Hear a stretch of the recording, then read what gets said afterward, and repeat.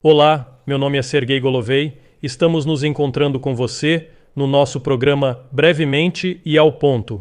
Muito obrigado a todos por fazerem parte deste programa.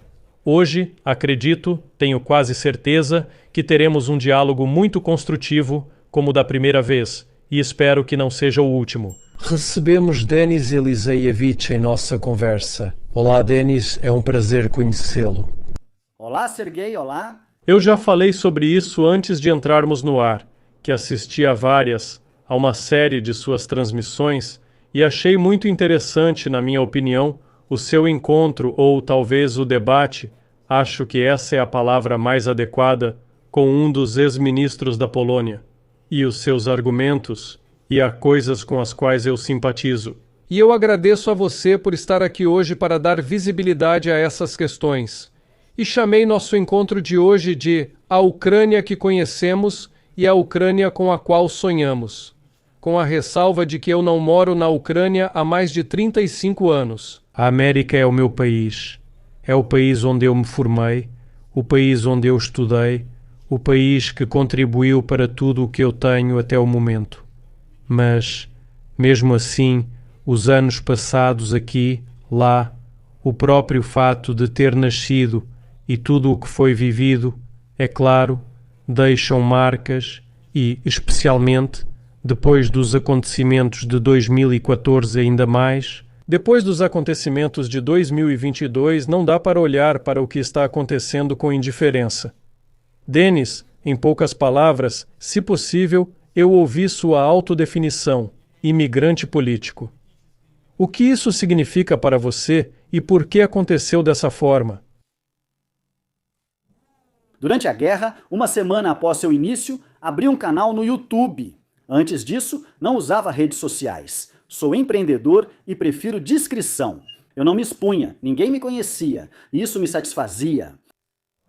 Quando tudo começou, eu mais ou menos entendia o que a Rússia faria, eu entendia como o nosso governo iria agir, e eu simplesmente não consegui mais ficar calado. Eu entendi que precisava falar com as pessoas. Meu gatilho foi quando desligaram a televisão e colocaram o Telemaratona, que passa em todos os canais como único canal estatal.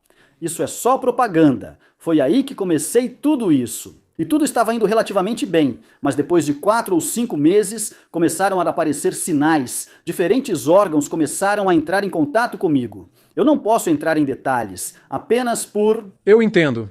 Falar sobre isso, mas eu entendi o que estava acontecendo, entendi de onde estavam vindo os recados e percebi que precisava emigrar. É isso. Aceitei grandes perdas financeiras porque construía meu negócio há 10 anos. Era bem sucedido, a guerra não o destruiu e hoje ainda o estaria tocando com sucesso. Não fui eu quem me defini assim. Pessoas como eu são chamadas de emigrantes políticos. Não quero usar o termo forte dissidente. Eu não vou reivindicar esse status. Houve pessoas em situações muito piores na história, por isso sou um emigrante político. Por que você escolheu os Estados Unidos em vez da Europa ou Austrália? Bem, parte da minha família são cidadãos dos Estados Unidos. Esse é o primeiro motivo. O segundo é que a América é o último reduto da verdadeira liberdade de expressão no mundo. O último reduto do bom senso. Eu sou um admirador de longa data de Donald Trump, apoiei ele nessas eleições. Eu falava sobre ele ainda quando estava em Kiev, quando comecei no YouTube, eu falava sobre ele, dizia que era preciso que ele se tornasse presidente porque coisas ruins estavam acontecendo no mundo e isso levaria a resultados ruins. Vemos hoje aonde tudo isso levou. E, no geral, foi assim, não havia muitas opções, eram 2 opções. Por isso... Provavelmente riram e te chamaram de louco quando você disse que Donald Trump deveria voltar. Bom, claro, afinal, na Ucrânia funciona a propaganda dos globalistas. E claro, tentaram marginalizar, tentaram dizer várias coisas e, obviamente, colar aquele rótulo de agente do Kremlin. Como poderia faltar isso? Todos que são contra Zelensky são agentes do Kremlin. Entendi. A situação da mídia lá é triste. Denis, em poucas palavras. 2026 se aproxima. Em 18 de agosto de 1991, a Ucrânia tornou-se independente. Qual é a sua análise? Em 35 anos, o que foi feito e o que poderia ter sido feito? Onde perdemos o gol, conquistamos algo ou deixamos escapar? Do ponto de vista de alguém que nasceu lá, viveu lá, fez negócios e talvez até saiba de algumas coisas por dentro. Bem, eu pensei sobre isso, sobre o que deu errado, e se olharmos desde o começo, no início as pessoas escolheram Kravchuk nas primeiras eleições e não Chernovol. Chernovol existia, depois ele foi assassinado. Chernovol era uma pessoa moderna, que propunha a federalização da Ucrânia, capitalismo, democracia, ou seja, um caminho normal para que a Ucrânia se tornasse parte da civilização ocidental. Após o passado comunista, nosso povo, sendo pós-comunista, elegeu o comunista disfarçado Kravchuk. O que poderia fazer um amador, uma pessoa que, bem, imagine, não entende de nada? Apenas um homem do partido, que não tem nenhuma habilidade. Ele não conseguia fazer nada, mas depois se cercou de 5 ou 6 famílias. O que chamamos de oligarca, 3 ou 4 famílias, não faz diferença. Essas famílias enriqueceram ao acessar ativos estatais, e os da Ucrânia eram excelentes em 1991. 52 milhões de pessoas, maior território europeu, armas nucleares, muito armamento e inúmeras empresas. Do zero, sem uma gota de sangue. Isso é algo fantástico na história. Se você olhar, é fantástico que condições iniciais foram recebidas sem uma gota de sangue. Repito. E foi isso, e tudo começou a desmoronar desde 1991. Depois foi tipo, bem, toque, toque, quem está aí? Enfim. Depois veio o lobo experiente, Kuchma, depois dele, e aí começou a girar, a acontecer, começou a privatização entre os seus. A única privatização normal aconteceu só com uma empresa, que foi a Krivorizhstal naquela época, e só. Depois, qual era o princípio do Kuchma? Nós roubamos em grande escala, e vocês aí se virem com as pequenas coisas. Bem, empresários, quero dizer.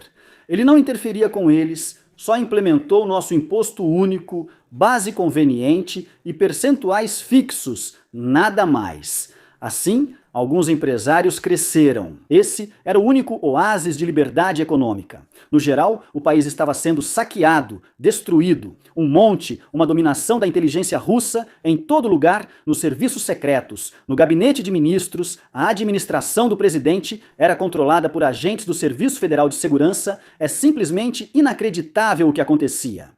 Na Crimeia, a máfia, o Serviço Federal de Segurança e os funcionários locais estavam dividindo a Crimeia entre eles, repartindo tudo entre os três. O que aconteceu é horrível, mas não é a causa dos nossos problemas, e sim consequência de uma vida e administração erradas. Só isso. Por que é assim? Impunidade, servidores públicos enlouquecidos por ela. Eles faziam sem medo de consequências e continuavam enquanto outros pensavam: se ele faz, por que eu não faria? O país precisava adotar o capitalismo, ampliar liberdades e privatizar tudo. Kravchuk deveria ter ido primeiro a Washington para atrair empresas americanas, já que a Ucrânia tem usinas nucleares, negócios bilionários. Não fazia sentido deixar comunistas, com salários baixos, administrarem isso. É claro que ele será corrupto, tudo está corrompido. Na Ucrânia, há 3.500 estatais. Por isso, liberdade, capitalismo, democracia eram necessários. Com federalização, não haveria guerra e o produto interno bruto ucraniano superaria o da Rússia, tenho certeza. Denis, na sua opinião subjetiva sobre quase 35 anos de história da Ucrânia independente, qual foi o período histórico mais bem-sucedido, mais emblemático? Existe esse período, mas isso não está relacionado ao fato de que algo estava sendo feito corretamente na Ucrânia, e sim ao que estava acontecendo no mundo. É o segundo mandato do Kuchma e o período do Yushchenko. Nesse período, realmente as coisas não estavam ruins. Ou seja, pode-se dizer que a vida estava melhorando, o padrão de vida das pessoas aumentava, os salários aumentavam. Ou qual será o seu critério? Bem, sim, as pessoas estavam ficando mais ricas, ninguém interferia na economia, ou seja, de fato, naquela época, os oligarcas cuidavam dos seus próprios assuntos e os funcionários públicos dos deles. O sistema era errado, mas permitia realizar algo por si.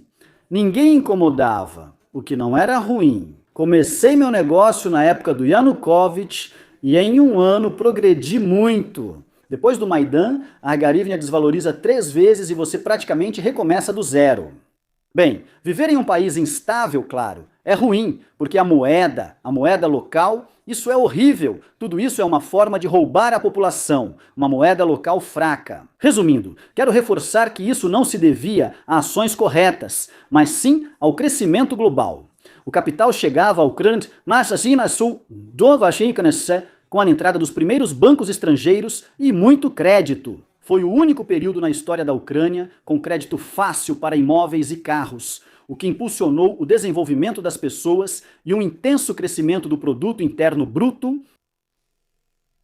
Denis, já faz quase 4 anos que está acontecendo uma guerra em grande escala, uma invasão com todas as destruições relacionadas a isso. Agora não sei, não verifiquei nos últimos dias, mas os grandes megacentros da Ucrânia estão sem luz ou com algum tipo de fornecimento regulado, algumas horas de manhã, algumas horas à noite. A história não aceita o modo subjuntivo. Como se diz, nós estamos onde estamos, foi onde viemos parar. É doloroso ver tudo isso, e ainda mais difícil analisar tudo isso. Onde você está agora em relação ao processo de paz? Como você interpreta tudo isso? Como você avalia tudo isso?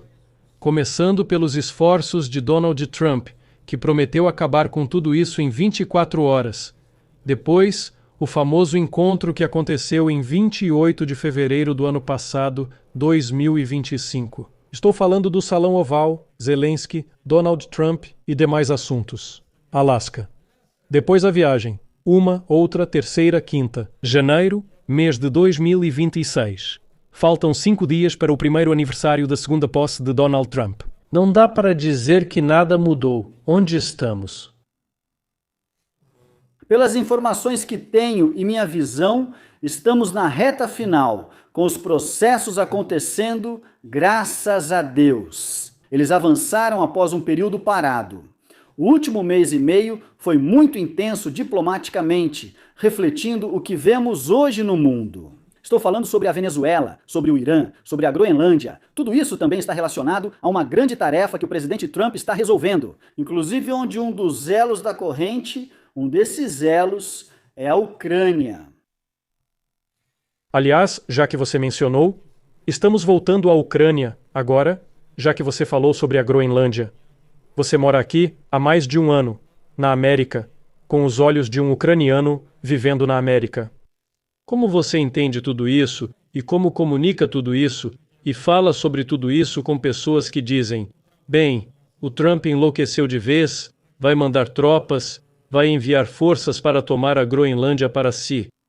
Normalmente, isso é dito por quem apoia a Rússia ou não entende o assunto, fazendo comparações sem sentido. Eles diziam: ele acabou com 8 guerras, mas está começando outra na Venezuela. Pergunto, alguém bombardeou alguém? Não.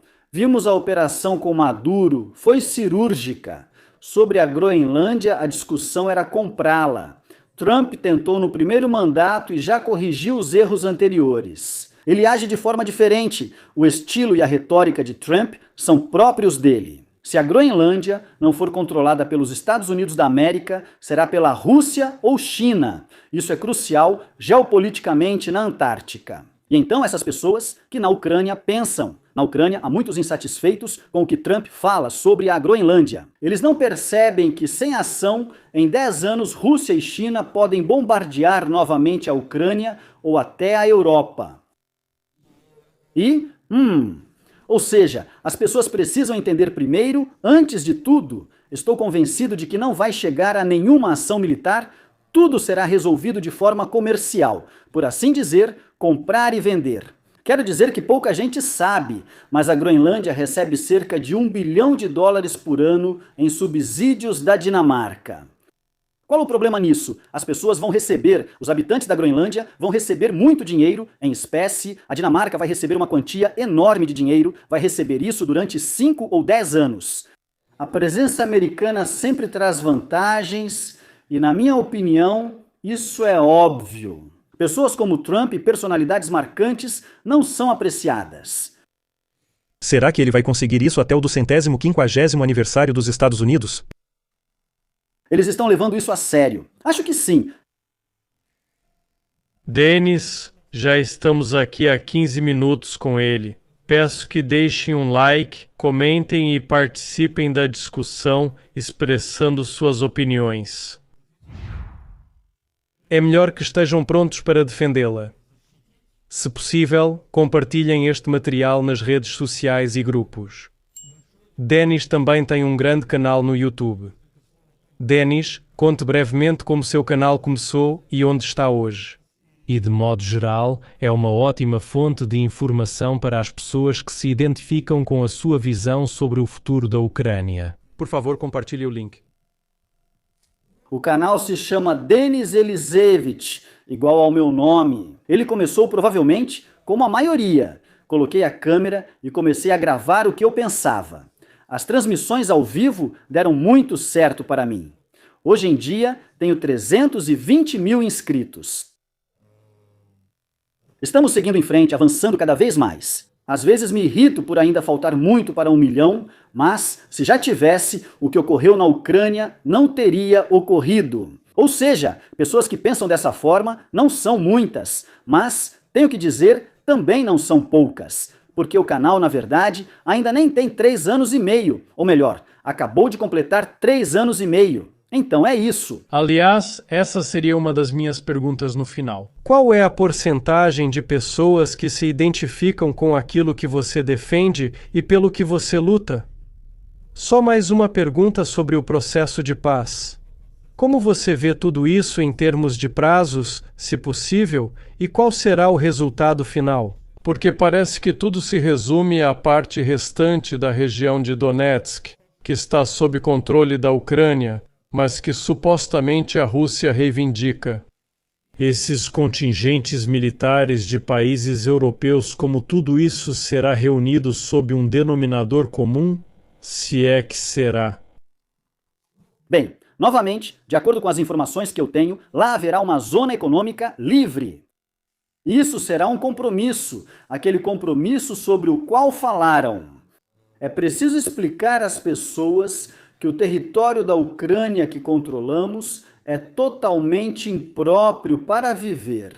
E o fato de Zelensky não ter feito nenhum compromisso antes está ligado apenas ao fato de que para ele isso era simples. Ele pretende ser presidente da Ucrânia mais uma vez, concorrer a mais um mandato, para ele isso é simplesmente suicídio político. Quem vai votar em um presidente que, segundo alguns, agiu mal com os territórios? Por isso, acredito que haverá uma zona econômica livre. Acredito que em 2026 um acordo quadro será assinado em breve. Servirá como guia para as próximas ações. A primeira coisa que acontecerá depois disso serão as eleições presidenciais na Ucrânia. E eu espero que também as parlamentares, porque Zelensky cancelou as eleições, o que considero uma violação grave e um erro enorme. Tudo isso foi muito negativo para a Ucrânia. E hoje há uma crise política e uma catástrofe humanitária na Ucrânia, inclusive porque as eleições não foram realizadas. Os funcionários estão enriquecendo. Vocês veem esses escândalos de corrupção, e esses escândalos de corrupção que vocês veem e ouvem representam apenas 1% do que realmente acontece lá. A guerra é uma mina de ouro, e os funcionários agem com mais ousadia que na paz.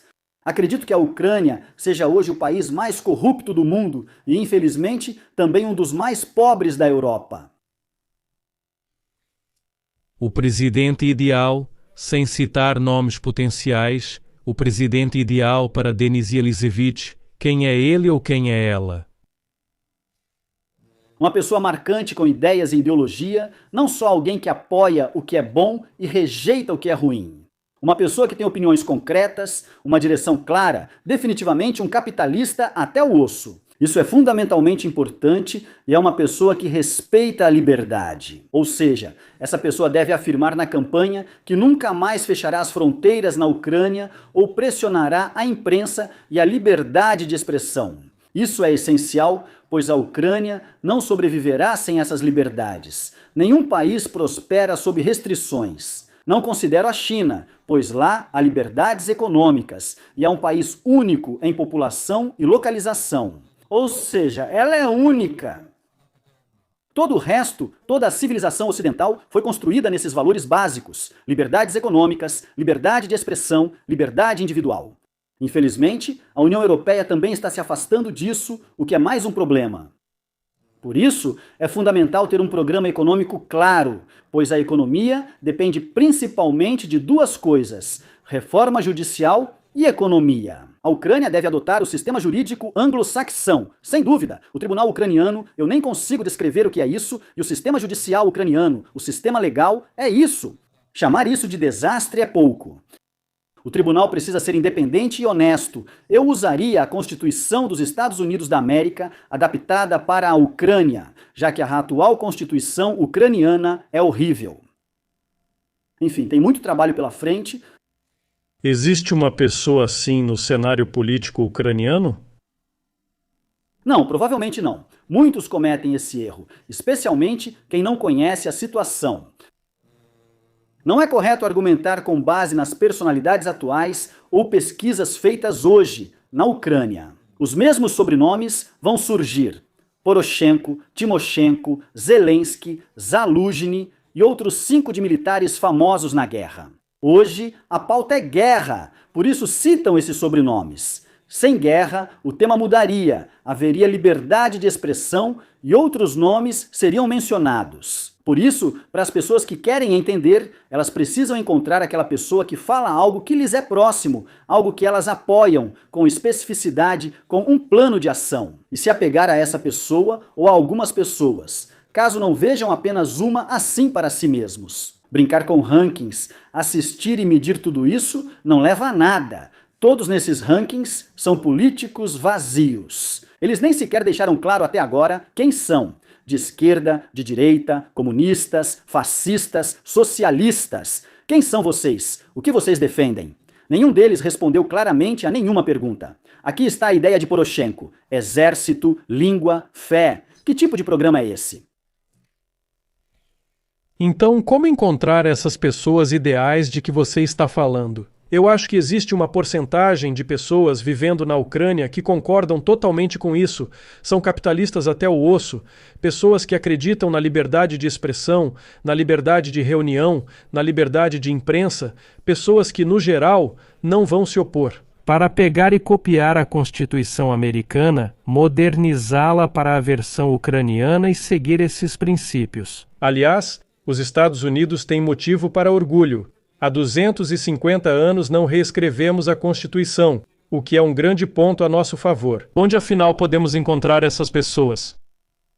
Se a televisão está fechada, hoje só resta a tecnologia para alguém aparecer.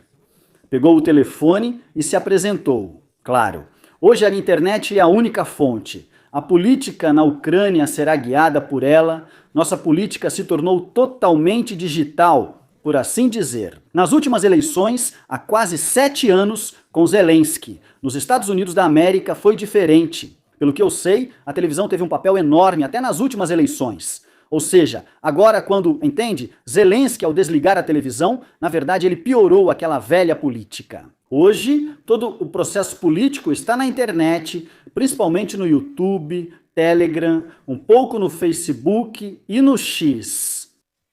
Denis, permita-me perguntar, você admite pelo menos uma chance, mesmo que seja de 0,01%?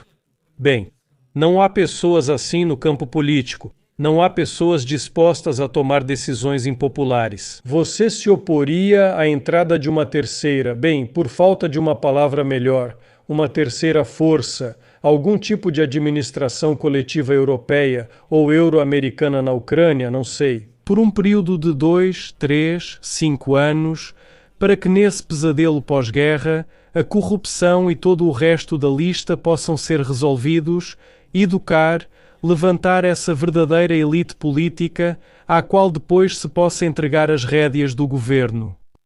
Vamos dividir em 2 partes. Sobre isso, essas pessoas existem, te garanto.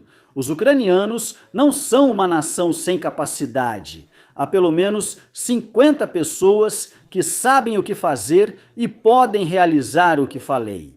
A segunda parte da pergunta, eu sou totalmente contra o que você chamou de controle externo, gestão externa, algo assim. Por quê? Porque isso sempre termina com representantes dos globalistas, como Soros. Isso é certo, já passamos por isso depois do Maidan de 2014, que foi chamado de Euromaidan, Revolução da Dignidade, e depois o que aconteceu? Todos os ministros eram ligados aos Soros, então chegaram desconhecidos e começaram a destruir a Ucrânia. A história é longa para contar. Essas estatais têm conselhos de supervisão ocupados por aliados, lucram com isso e agora lucrarão também com a reconstrução da Ucrânia. É uma teia assustadora. Permitir a entrada de Soros na Ucrânia foi um grande erro. Hoje, ele controla 95% da mídia, várias estatais e parte dos serviços secretos. Existem estados profundos reais na Ucrânia. Você consegue imaginar? Essa United States Agency for International Development, que o Trump fechou, dava 10 bilhões de dólares por ano para a Ucrânia. Se eu tivesse começado minha atividade antes da guerra, também tentariam me marginalizar, pois isso não era vantajoso para eles. Eles têm uma pauta rígida e você deve segui-la. Qualquer desvio mínimo já faz com que te rotulem de agente do Kremlin. Certo. Os globalistas têm sua própria pauta, ela é para 10, 15, 20, 30 anos. Vamos falar sobre a nossa pauta. Vamos falar de forma direta assim. Denis Elisevich é a principal figura na Ucrânia, se não a principal, é uma das, digamos, até mesmo entre aquelas 50 pessoas que você mencionou, que sabem o que fazer e como fazer. Por isso eu pergunto ao Denis. Na Ucrânia, há um buraco demográfico muito sério, não só pós-guerra, mas também pós-conflito. Denis Elisevich, como ele lida com essa questão sendo a principal figura ou um dos 50? Quais programas ele propõe para que as pessoas na América, na Europa, onde quer que estejam devido às ações militares, retornem à Ucrânia? Quais incentivos ele oferece a eles? Quais programas são realmente viáveis para bem? Me desculpe, mas esse é um problema gritante. Você disse, Denis, e eu gostei muito, em 91 eram 52 milhões. Sim. Mais do que empresas, o maior ativo são as pessoas. Sim. Com 52 pessoas na Ucrânia, isso já é uma ótima base inicial. O que estamos fazendo para que elas comecem a voltar gradualmente para a Ucrânia?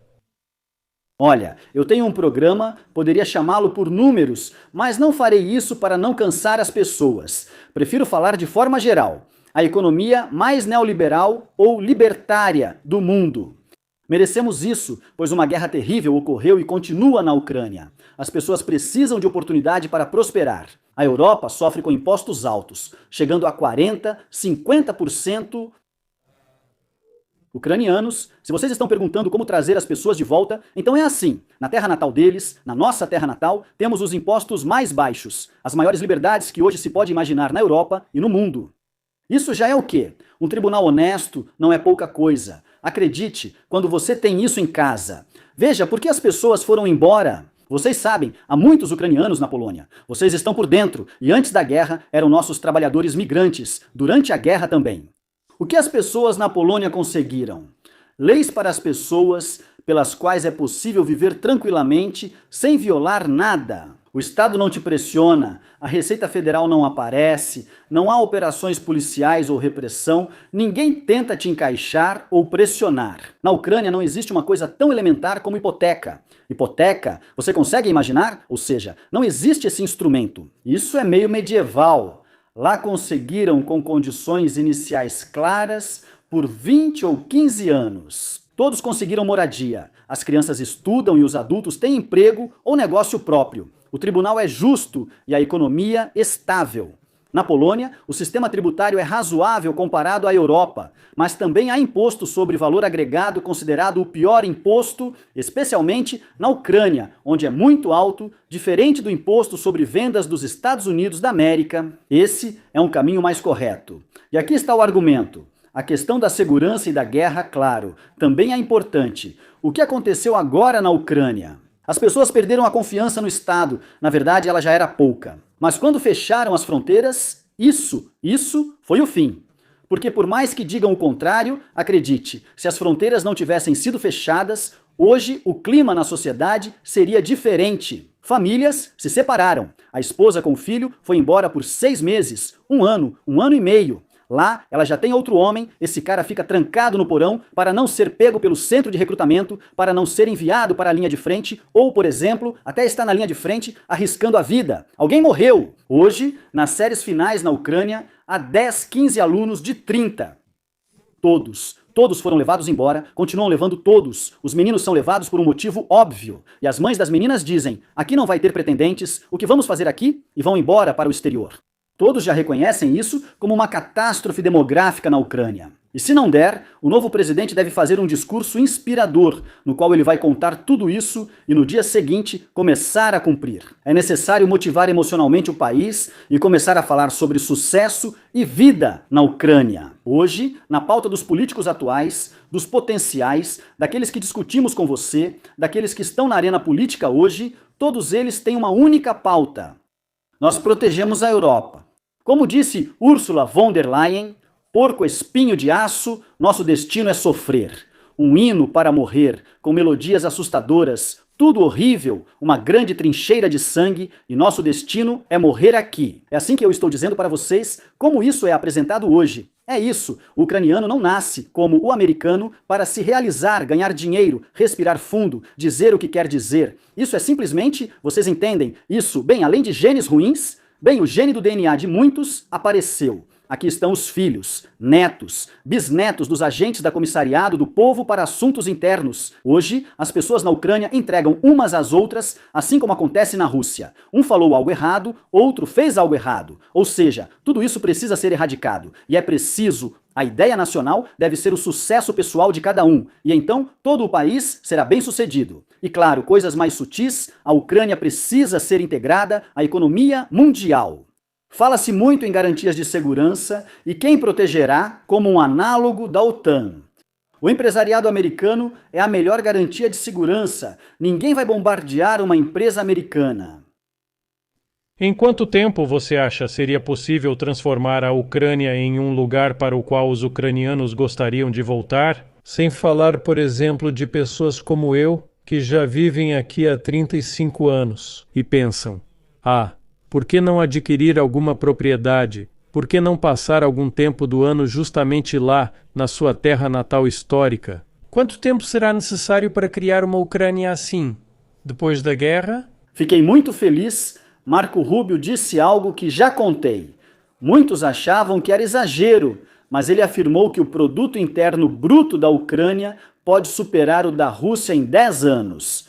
Depois disso, muitos ficaram surpresos. Tudo bem, Trump é impulsivo, muitos não gostam dele, mas Marco Rubio já é o mais calmo da equipe do Trump, ponderado e tudo mais. E ele faz uma declaração dessas. E claro, muitos não gostaram disso. 10 anos, isso é praticamente até a Ucrânia fantástica. Atualmente, os 100 a 150 bilhões de dólares. É preciso mirar em $1 trilhão e buscar esse objetivo. Estou convencido de que, em 3 anos, seremos um país fantástico se fizermos tudo certo. Eu não estou exagerando agora. Em 3 anos, a Ucrânia pode ser um país completamente diferente, a sociedade completamente diferente, será um país totalmente novo. Só o nome vai permanecer. Todo o resto será totalmente diferente. 3 ou 5 anos equivalem a um mandato presidencial? Certo. Dessa forma, nós abordamos o problema da crise demográfica. Seu programa econômico. Novamente, não quero ser repetitivo. Denis, você é a principal figura ou um dos 50, diretamente o cérebro do país, uma pessoa que faz parte das decisões tomadas. Como nós restauramos a economia de um país que vive de subsídios, que está sempre pedindo ajuda ao mundo, como dizem, juntando um pouco de cada um para dar uma camisa ao pobre? Como colocar um país no centro da Europa em funcionamento?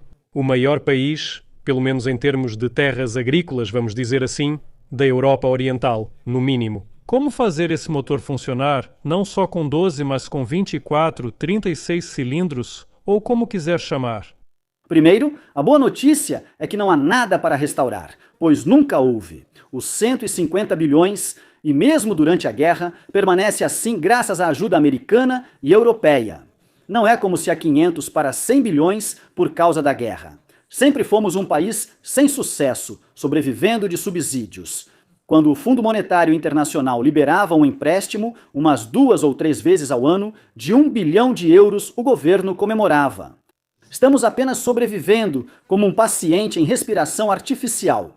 Recebe oxigênio para não morrer, mas não vive de verdade nem está consciente. O país era administrado desse jeito. O que deve ser feito na economia? Já falei sobre impostos. Eliminar o imposto sobre valor agregado e adotar imposto sobre vendas ou transações. 10% sobre o capital retirado, ou seja, sobre o lucro. O mesmo imposto sobre os salários. Isso é ideal, pois todos pagam. Na Ucrânia, com 30 ou 40, a lavagem de dinheiro. É preciso criar um imposto que todos paguem para viver em paz. Eliminar a burocracia. Na Ucrânia, a administração é absurda, cheia de licenças. Privatizar as 3.500 estatais, especialmente as estratégicas como energia e recursos minerais, que deveriam ser operadas, de preferência, por empresas americanas. Criar um mercado de ações na Ucrânia, onde não há bolsa completa, facilitaria atrair recursos. É essencial abrir à Ucrânia a economia mundial, permitindo que bancos estrangeiros atuem plenamente, como aqui, para estimular crédito e circulação de dinheiro, além de parar de travar recursos.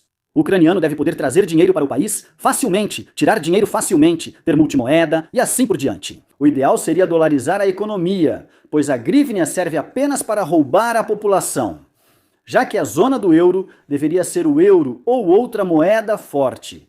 Essas são as condições iniciais que citei. Bem, sem privatização total, sabe por quê? Privatização total é um viveiro de corrupção. Aqui na Ucrânia tem o escritório anticorrupção, dizem que é preciso combater a corrupção, vamos combater a corrupção. A corrupção vem das estatais e do excesso de funcionários públicos. É preciso reduzir o Estado em 70%.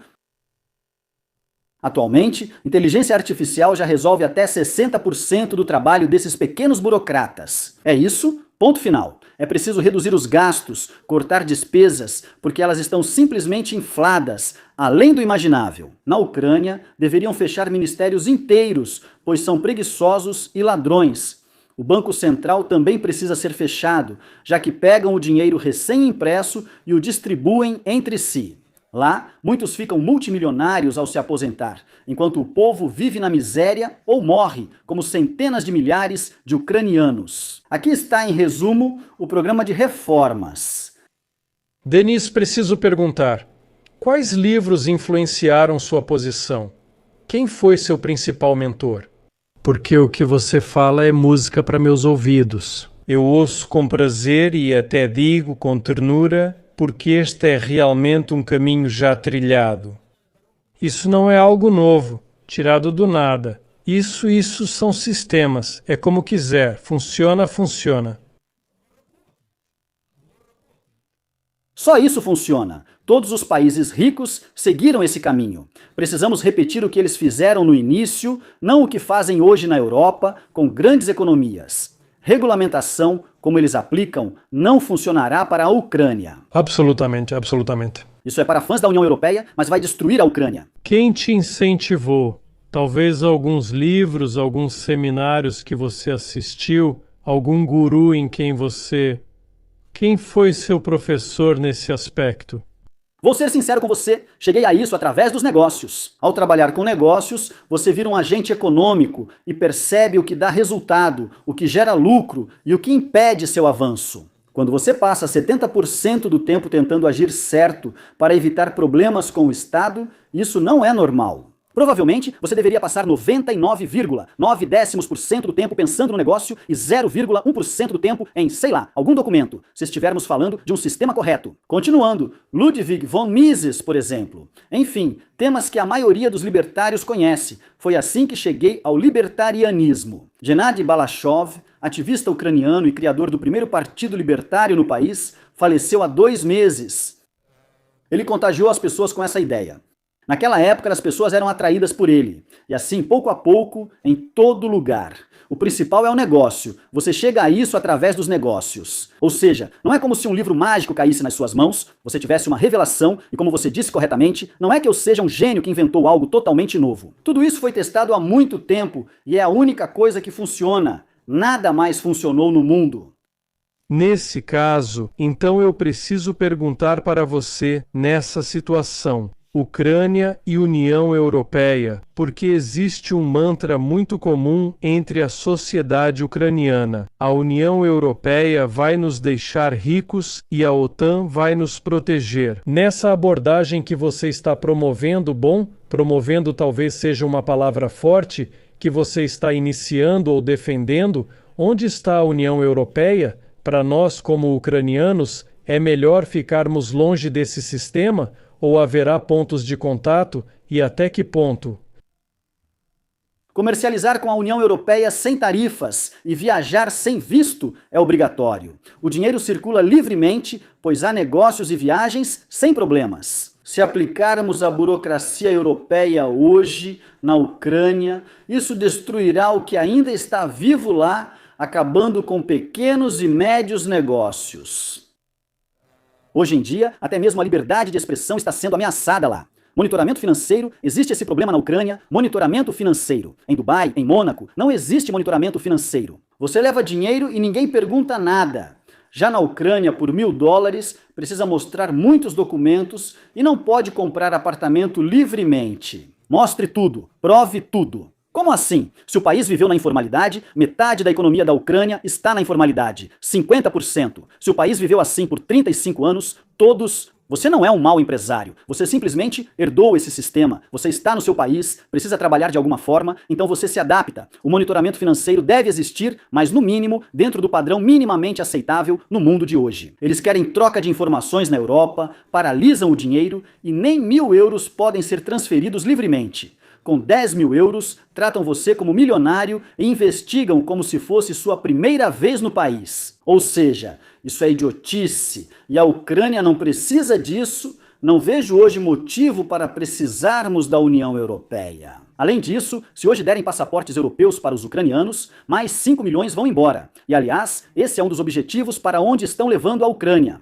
Vocês ouviram que já estão trazendo pessoas da Índia, Nepal e Paquistão. Bangladesh. Aliás, falando sobre o fluxo livre de dinheiro, até os Estados Unidos já não são mais o que eram. Nos primeiros anos da nossa imigração, eu trabalhei em gestão. Havia um homem do Irã, e ele uma vez reclamou para mim e disse: antes, com um telefonema, eu podia ligar. E parece que a família dele, que ficou no Irã, era muito rica. Ele disse: para eles, enviar 50, 70, 100 mil dólares não era problema. E para mim, receber esse dinheiro aqui nos Estados Unidos também não era problema. Ninguém me perguntava nada, nenhuma pergunta, eu não precisava preencher nenhum papel, não precisava assinar nada. Tudo isso, claro, começou a ser restringido. Por 10 mil dólares você já tinha que prestar contas. Bem, depois do 11 de setembro, tudo mudou de forma concreta ou significativa. Denis. Basicamente, se não abordarmos o problema demográfico, se não tivermos programas na Ucrânia do pós-guerra que tratem desse problema, então em 5, 10, 15, 20 anos, a Ucrânia será irreconhecível demograficamente. Porque vão trazer pessoas para lá? Já estão trazendo. Sim, já estão trazendo. Se não abordarmos isso, se não construirmos nosso próprio modelo econômico ucraniano do pós-guerra, então simplesmente vamos nos submeter assim na União Europeia. Um país que está lá longe, bem longe, só tentando sobreviver e constantemente de mão estendida. Ajudem, deem um empréstimo para isso, outro empréstimo para aquilo, mais um empréstimo para outra coisa. Mas acima de tudo, e é sobre isso que eu gostaria de conversar com você, Denis, seja você a principal pessoa ou uma das 50 que tomam decisões sobre a ideia nacional ucraniana do pós-guerra. Porque lidar com o próprio futuro é uma coisa, organizar o próprio presente é outra. Mas olhar para o futuro e falar sobre isso para as próximas gerações, dizendo que este é o país onde vocês, seus filhos e os filhos dos seus filhos vão viver. O Programa Nacional Ucraniano do Pós-Guerra, como ele é apresentado segundo Denis Eliseevich, riqueza, felicidade e sucesso formam a ideia nacional. Assim como existe o sonho americano, deve nascer um sonho ucraniano ligado ao sucesso material. É essencial abandonar essa mentalidade soviética tola. O Estado ucraniano secular impõe práticas ortodoxas e religiosas desnecessárias. Por isso, apoio a Constituição americana. Liberdade religiosa, você sabe, agora isso também é um problema na Ucrânia. Idioma, religião, é tudo isso que simplesmente divide as pessoas. Por isso, no sucesso, entende? Quando a pessoa estiver concentrada no próprio sucesso, ela não vai ter tempo para encher a cabeça de bobagens. Por exemplo, religião, né? De que religião você é? Por que você fala esse idioma? Os políticos não vão lançar essas questões artificiais. E, o principal, aí a Ucrânia vai se desenvolver, ou seja, é preciso criar condições para que a pessoa possa se sustentar sozinha. Mas eles não querem isso, eles precisam de pessoas pobres e assustadas. O país está sendo bombardeado, sem luz, e todos vivem na miséria. É muito fácil controlar pessoas assim, mas quando os ucranianos se tornarem prósperos, eles vão começar a fazer perguntas, eles vão chegar a outros pensamentos, a outros pontos de vista, e isso é uma situação extremamente perigosa. Só pelo sucesso pessoal de cada um.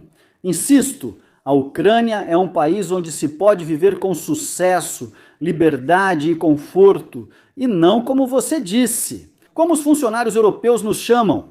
Um tampão entre nós e a Rússia. Que morram lá, sabemos que roubam nosso dinheiro, mas vivemos em paz. Isso não me serve de jeito nenhum. E, aliás, essa nota estava sempre presente nesse seu debate com o ex-ministro polonês. E eu só me surpreendo como isso não pode ser ouvido. O que, na verdade, para eles que vivem do outro lado da fronteira ucraniana, é uma opção bastante conveniente. Vocês aí que resolvam. Mandem seus garotos para a linha de frente, vocês, enquanto nós vamos resolver nossos assuntos com conforto e tranquilidade. Senhores, já faz 45 minutos que estamos aqui com Denis. Denis Elisevich está conosco hoje pela primeira vez. Espero que não seja a última. Denis, não posso deixar de perguntar também. Aliás, já que a Polónia está na pauta, ou há uma menção a esse ministro da Polónia, eu fiquei surpreso. Durante a guerra, estive 4 vezes na Ucrânia. Por motivos óbvios, tive que entrar pela Polônia. Nunca tinha estado lá antes. Isso não fazia parte dos meus deslocamentos. Fiquei realmente chocado com o quanto os poloneses organizaram o seu país. E eu acredito que a Ucrânia, bem, pode fazer algo parecido e em um prazo muito, muito curto. Hoje, a Polônia está entre as 20 maiores economias do mundo, o que é fantástico. Meus pais iam lá vender várias coisas, e lá havia uma pobreza total no início dos anos 90, e hoje é um país entre as 20 maiores economias europeias, economias mundiais. Lá você verá arranha-céus, escritórios de empresas estrangeiras e bons carros. Houve uma vez um artigo, não sei, talvez até no Wall Street Journal, que na verdade o crescimento econômico desse país em um certo período histórico superou todos os outros dos últimos 500 anos. Ou seja, a Polônia deu um salto em pouco tempo, não lembro se foram 5, 7 ou 15 anos.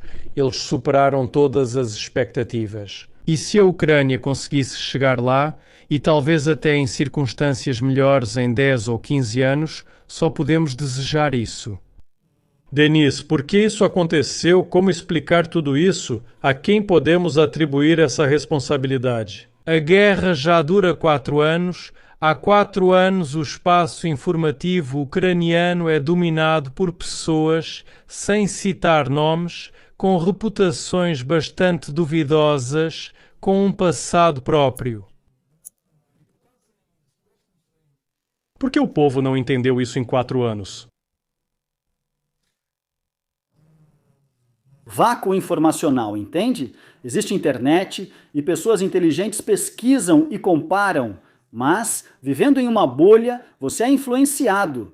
Como já disse, 95% são pró-globalistas. O que eles fizeram? A juventude é uma tecnologia à parte. Pegaram blogueiros jovens de até 30 anos, deram dinheiro e hoje pagam 50 mil euros por mês a eles. Deram isenção da guerra e promovem essa agenda, espalhando o mesmo fracasso que discutimos. Você nasceu só para doar dinheiro e morrer na guerra, não para mais nada. Eles promovem isso abertamente e os jovens continuam promovendo. O Telemaratona cumpre sua função, pois todo grande site ucraniano é vinculado aos Soros, financiado por esses fundos ou empresários ligados a eles, ou seja, os 10 principais meios de comunicação. Antes, 5% eram oligárquicos e 95% estavam sob os globalistas. E por isso as pessoas...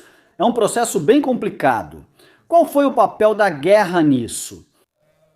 Nosso fracasso é consequência da guerra. Sem ela, teríamos alcançado nossos objetivos. A Ucrânia já era um país fracassado antes, com Volodymyr Zelensky destruindo a economia. Estavam planejando uma nova revolução na Ucrânia nesse período. Sem a guerra, teria ocorrido uma revolução e Volodymyr Zelensky não concluiria o mandato. A guerra o salvou politicamente. Eu afirmo isso para você com total responsabilidade. Foi assim que aconteceu. Vladimir Putin é claramente o agressor, mas ao falar da Europa, também temos parte da culpa pela forma como nos tratam. Eles olharam e pensaram, bem, vejam, eles têm um país legal, mas não resistem a esse sistema podre. Além disso, apareceu um presidente que estava totalmente disposto a lutar, e Vladimir Putin é o agressor. Putin atacou. Mas será que era possível, vou colocar a questão assim, será que era possível evitar essa guerra? Sim, era possível, com certeza. Vladimir Zelensky fez tudo o que podia? Não fez. Como, Denis, seria possível evitá-la? Naquele momento havia acordos horríveis, mas precisavam ser cumpridos. Agora, o que aconteceu é melhor? Nem eu, nem você, nem o povo causamos isso. Foram os políticos e funcionários públicos. Era preciso negociar. Veja, eu entendia tudo. Eu queria muito entrar na OTAN, mas está claro que não vão nos aceitar lá. Eu defendo a neutralidade no modelo austríaco. Por que insistir tanto nessa OTAN? Por que Poroshenko colocou a OTAN na Constituição 3 meses antes das eleições, sem referendo? Para quê? Depois, a língua. Para que se metade da Ucrânia fala russo, são super patriotas, odeiam Putin, mas falam russo? Antes éramos um só país. Isso é histórico. Na Suíça há 4 idiomas. Nos Estados Unidos da América, cada um fala o que quiser. No Canadá, são 2, como em vários países. Na Bélgica, no parlamento, o deputado coloca um fone de ouvido. Lá também são 4 idiomas. E não há nenhum problema, é só um meio de comunicação. Sim, essas questões foram levantadas por Soros. Esses meios só falam disso. O país, criado para ser anti-Rússia, acabou virando uma Rússia 2.0, com práticas e métodos iguais, e obscurantismo, mas com valores opostos. Fomentaram esse sentimento de grandeza duvidosa e deu no que deu. Quando o país é pobre, isso favorece Putin. Se fôssemos ricos, vejam a Polônia, desenvolveu a economia, compra armas americanas e sul-coreanas e está formando um exército. Eles foram espertos ao entrar na OTAN. Nós também deveríamos ter entrado quando os países bálticos e a Polônia entraram. E talvez a situação atual não existisse. Por que isso não ocorreu? Essa é a questão. A Ucrânia chegou a esse ponto. Quando um país vive de forma errada, algo acontece, como um cataclismo ou guerra civil, e a Rússia iniciou a guerra. Nada disso justifica Putin. Não se pode atacar vizinhos. Mas eu pergunto, como vivíamos? Agora observo as pessoas. Se isso não mostrar que é preciso mudar tudo, que aquele modelo é inviável, então não sei como salvar a Ucrânia. Será mesmo uma zona de amortecimento com estrangeiros? Sim, há uma coisa que permanece inalterada. Existem problemas dentro da sociedade que nem 1 milhão, nem 1 bilhão, nem 1 trilhão de dólares podem resolver. Nem algumas instituições europeias, nem americanas, nem europeias junto com as americanas. Isso deve ser resolvido pela própria sociedade e dizer: vamos começar tudo de novo, vamos começar tudo de forma diferente. Denis, foi um grande prazer passar esse tempo com você. Estivemos juntos por quase 1 hora. Você está no exílio e tem uma arma, a palavra. Continue a usá-la, continue a expressar sua visão do futuro da Ucrânia. Alguns concordarão, outros discordarão. Mas é importante que surja essa coalizão de pessoas que estejam absolutamente convencidas de que existe um futuro pelo qual vale a pena viver e talvez até arriscar algo para que nossos filhos e os filhos deles realmente tenham um país garantido, bom, próspero, acolhedor para todos e até mesmo um país que possa ser invejado por alguém. Foi um grande, grande prazer conhecê-lo. Muito obrigado. Senhores, Denis Eliseievich esteve conosco hoje. Antes de nos despedirmos, peço que deixem um like neste vídeo, escrevam seus comentários, suas opiniões, expressem sua posição, juntem-se a esse diálogo, sejam parte integrante dele. Se não for incômodo, por favor, compartilhem este material em suas redes sociais e grupos. Se você ainda não está inscrito em nossos canais, o canal do Denis é um grande recurso no YouTube. Faça isso, ative o sininho para receber notificações sobre novos conteúdos e também reserve 1 minuto para se inscrever no nosso canal e ativar o sininho para receber notificações sobre novos materiais que estão sempre chegando a esse recurso do YouTube. E claro que neste mundo de confusão e desordem, o Todo-Poderoso conceda a cada um de nós sua paz, que supera todo entendimento. Mais uma vez, muito obrigado pelo seu tempo. Até a próxima.